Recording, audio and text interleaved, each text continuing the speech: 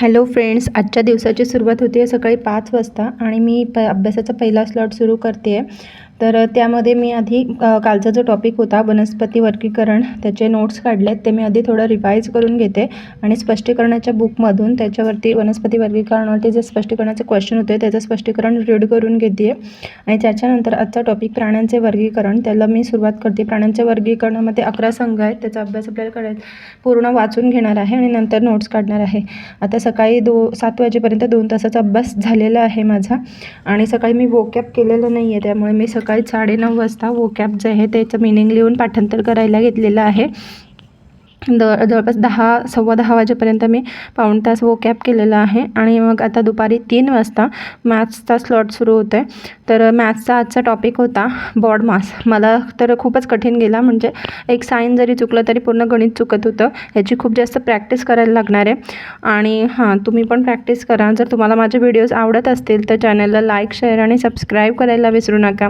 आता हे टॉपिक झाल्यानंतर माझा अभ्यास झालेला आहे सकाळपासून जवळपास 3-3.5 तास झालेले आहेत आणि मी आता मराठीचं माझं आजचं टार्गेट आहे ते करायला घेते. मराठीमध्ये माझं लिंग, वचन आणि विभक्ती हे छोटे छोटे टॉपिक आहे, ते कंप्लीट करून घेते. ते कंप्लीट होईपर्यंत मला वाजलेलं आहे 4:20 संध्याकाळी. आणि सकाळी माझं प्राणी वर्गीकरणाचा टॉपिक पूर्ण वाचून झाला नव्हता, पक्षीपर्यंत आला होता. तर मग पक्षीच्या पुढचा जो टॉपिक आहे तर मी आता 5 वाजेपर्यंत रीड करून घेते आणि अंडरलाईन करून घेते. नंतर त्याच्या मी नोट्स काढणार आहे.